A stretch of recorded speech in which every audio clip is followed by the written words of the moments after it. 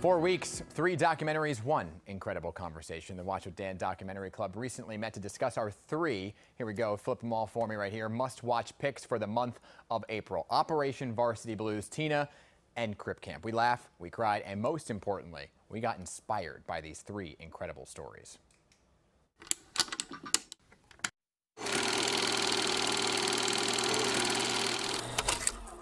Hi everyone, how are you? Good to see you all again. Hi, Dan. First on the watch list for April, Operation Varsity Blues, the college admissions scandal. We help the wealthiest families in the U.S. get their kids into school. I was like frustrated throughout the whole thing because that whole side door aspect of it was just bizarre that they went through this middleman. When that story broke, my kids were like at that ages. You know, the kids are just tortured over it. You almost question how important it was to the kids and how much more important it was to the parents. They had every advantage, and yet they still cheated. These parents, they have millions, sometimes billions, and they have the money to get their kids to wherever college would take them. So why go through that step? Still made me really angry. Whatever happened to education for education's sake?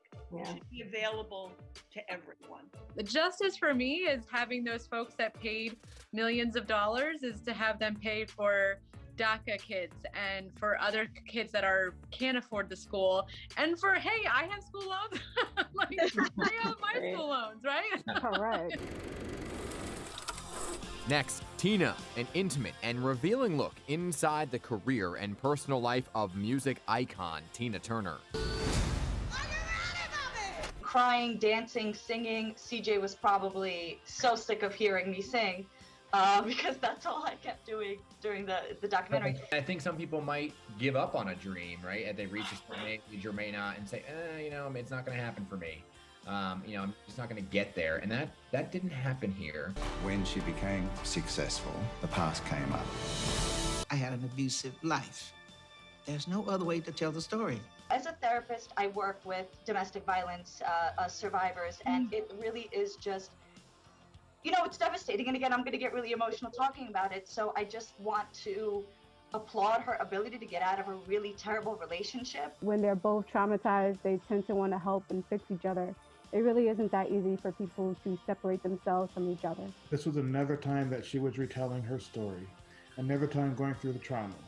And I think, when do we kind of unintentionally play a role in that? I think one thing that we should remember is what we don't know is how many people Tina saved during that time back then. Right. Even watching this and, you know, the books and the movies, and there's so many people that she probably saved, and we just don't know about it.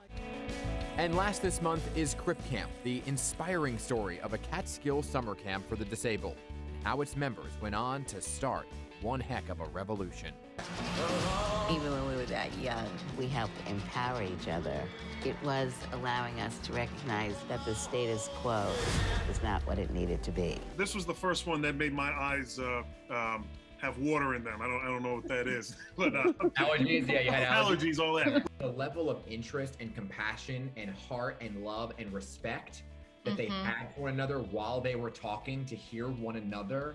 I wish that was happening today. What really got to me was the progression from the talks that they had. They were just sitting around, shooting it back and forth, and then you see the outcome. We see the real world change. A small army of the handicapped have occupied this building for the past 11 days. So many people from Camp Jeanette found their way into the building. What really inspired me was when they were organizing in the sit-in at the California State House, and they talked about having the Black Panthers come and dropping off food, the local preachers coming in and rallying the troops. I mean, when you talk about grassroots activism and communal coming together, I mean, that was just like pitch perfect to me. With the kind of dedication and the motivation, like, look at where things can take you. Look at where drive can take you. What we saw at that camp was that our lives could be better.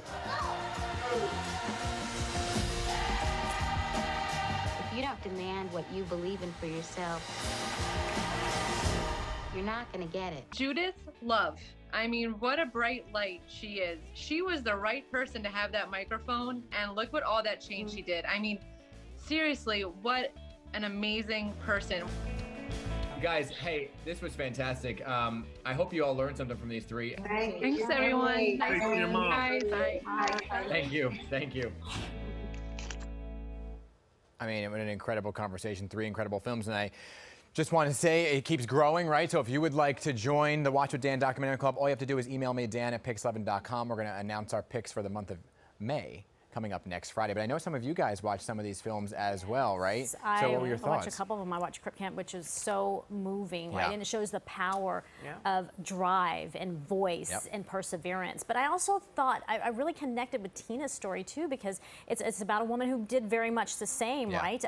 She took her platform and she used it. She didn't exploit it. Right. She didn't really want her story out there. She just wanted to be known as the success that she is. But there was a story that she had to keep telling over and over. Right. And I think for victims, that is a sense of having to relive it, and I could understand that a lot better hearing her say it and experiencing, watching how it affected her. So it was a beautiful story. And it always amazed me because I didn't know her back in those days, her music-wise, before What's Love Got to Do with It, where she was performing in Vegas and nobody cared about her. She was just doing these little cabaret shows and nobody cared about her. And then her manager finally was like, "Okay, I'll take you on. I see a spark in you. You can really do something." And it was like 2 or 3 people that truly believed in her, and then she became the biggest star in the world at like 40. That's what I was saying. 40s, exactly. Some people might give up and say it's not going to happen for me. It didn't happen there, right? Yeah. Hey, guess